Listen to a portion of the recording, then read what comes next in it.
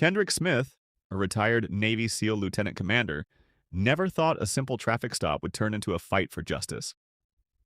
After years of military service, he had faced some of the most dangerous situations in the world, but nothing prepared him for the corruption he was about to uncover in his own country's justice system.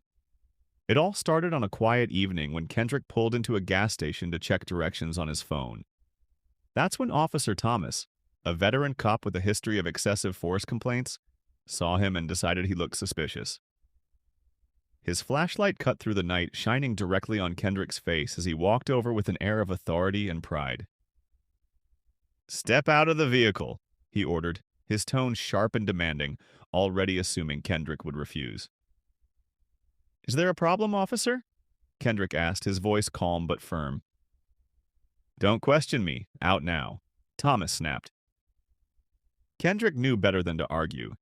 He had been trained to de-escalate tense situations, so he complied, handing over his license and registration. But Thomas wasn't interested in cooperation. He wanted control. When Kendrick hesitated for a second before answering more questions, Thomas shoved him against the patrol car. "You're resisting arrest," he growled.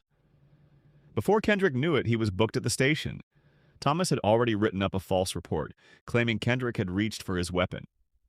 It was his word against the officers, and history showed that cops like Thomas usually won in cases like this. But this time, Thomas had made a big mistake. The trial came quickly. In the grand courthouse, Kendrick sat at the defense table, his hands folded calmly, his sharp eyes locked on Thomas. He knew this was about more than just his freedom. It was about exposing a broken system that protected officers like Thomas no matter what. Thomas, full of confidence, took the stand first. He was aggressive, as he claimed. When I tried to calm him down, he reached for my weapon. A wave of whispers spread through the courtroom. Kendrick's young lawyer, Michael Brown, leaned in and whispered nervously, "We need more evidence. His word against yours won't be enough." Kendrick gave a small, knowing smile. "Patience," he said. "The truth has its own timing." When it was his turn to testify, he stood tall, just like he had in his military days. "I was checking directions on my phone when Officer Thomas approached," he began. "He didn't ask for my ID, he demanded it. And when I asked why, he escalated immediately." "So you admit you questioned his authority?" the prosecutor challenged. Kendrick met his eyes without flinching. "I questioned his motives, and that's what really matters in this case."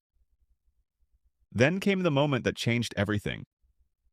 Michael pressed play on a video from a bystander's phone. The entire courtroom watched as Thomas yelled, "Black men like you need to learn how to listen." The courtroom was tense. Gasps and murmurs filled the air as the judge called for order. The prosecution's case was falling apart. The truth was finally coming out. During a recess, Michael walked up to Kendrick, gripping a folder.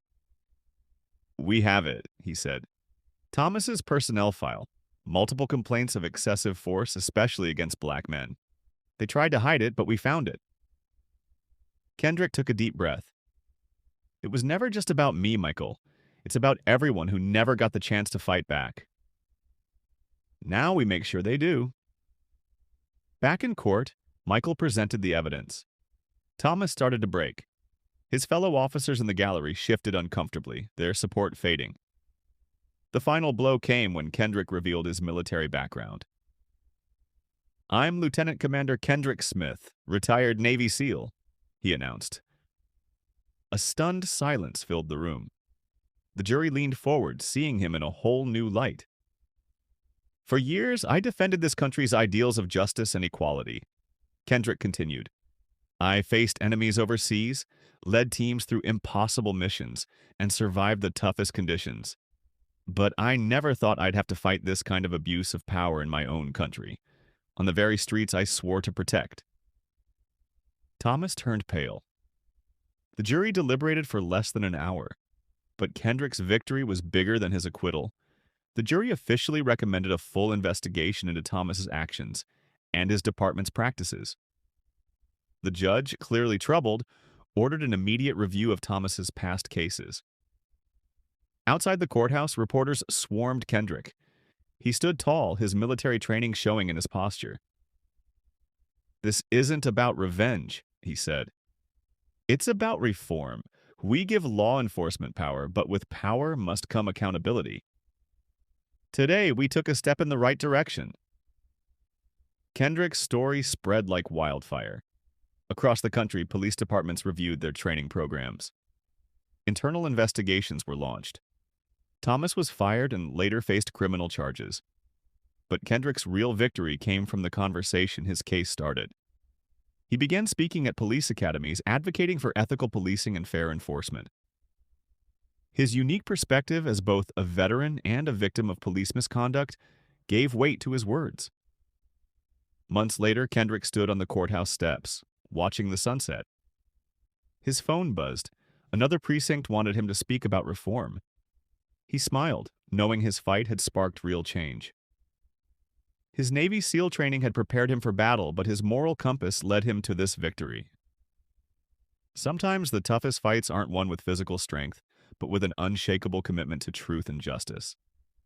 If you enjoyed this story, share it with your loved ones and hit the subscribe button for more stories like this.